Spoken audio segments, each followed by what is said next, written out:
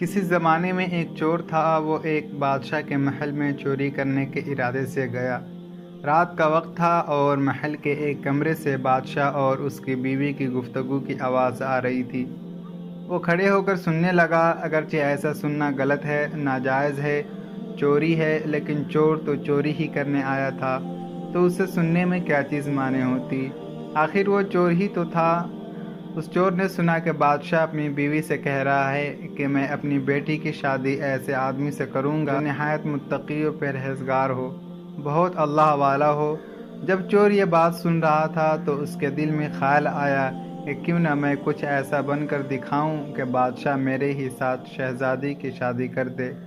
دل میں ایک حرص پیدا ہو گئی۔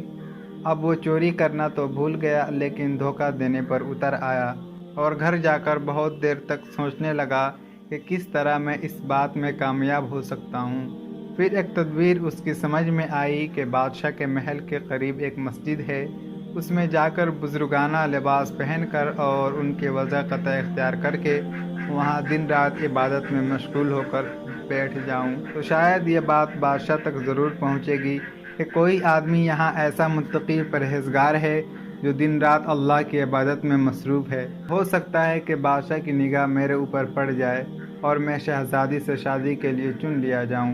یہ اس چور کا ایک نہایت حقیر اور ذلیل دنیاوی مقصد تھا جس کے لیے اس نے یہ ارادہ کیا۔ پھر اس نے اپنے پروگرام کے مطابق بزرگانہ لباس، پوشاک، وضاقت اختیار کر کے اس مسجد میں جا کر نمازوں پر نمازیں، ذکر و تلاوت، مراقبہ سب شروع کر لیا۔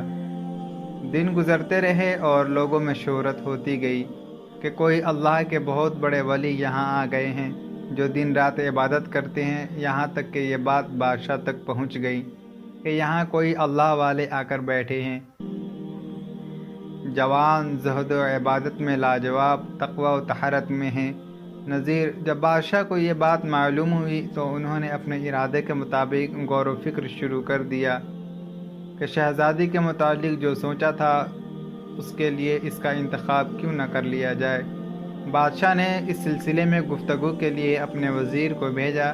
وزیر اس شخص کے پاس مسجد پہنچا اور باادب ہو کر اس سے کہا کہ میں آپ کی خدمت عالیہ میں بادشاہ کی طرف سے ایک پیغام لے کر آیا ہوں۔ اس نے پوچھا کہ کیا پیغام ہے؟ وزیر نے بتایا کہ بادشاہ نے کئی سال پہلے یہ فیصلہ کر لیا تھا کہ وہ اپنی بیٹی کا نکاح ایک ایسے شخص سے کریں گے جو بڑا متقی پرہیزگار ہو، اللہ والا ہو، اور اس کی تلاش میں تھے، تو نظر انتخاب آپ پر آ کر رک گئی، لہٰذا بادشاہ نے مجھے بھیجا ہے کہ اس سلسلے میں آپ سے گفتگو کروں۔ یہ شخص جو دراصل اسی تمنا و آرزو میں یہاں آ کر بیٹھا تھا، بہت دیر تک وزیر کی گفتگو سنتا رہا۔ اس کے بعد اس کی آنکھوں سے آنسو جاری ہو گئے۔ وزیر نے پوچھا کہ کیا بات ہے؟ تو کہنے لگا کہ آج جو پیغام لے کر آپ آئے ہیں یہ پیغام مجھے منظور نہیں۔ وزیر نے کہا کہ کیوں منظور نہیں؟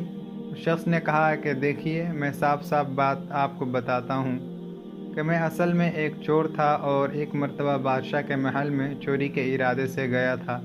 پھر جو کچھ بھی ہوا اس کو سنایا اور اس کے بعد اس چور نے کہا میں نے تو یہ وضاقت اسی حرص کی وجہ سے اختیار کی تھی، لیکن میں یہاں آ کر بیٹھا تو میرے خدا نے مجھے اپنا بنا لیا، بس اس کے بعد مجھے اور کسی کی ضرورت نہیں، میرے لیے میرا خدا کافی ہے۔ بے شک جب عبادت عبادت ہو جائے، نماز نماز ہو جائے، ذکر ذکر ہو جائے اور ہماری دیگر عبادتیں واقعی عبادت ہو جائیں تو بے شک یہ نمازیں اور عبادتیں انسان کو برائیوں سے روک دیتی ہیں۔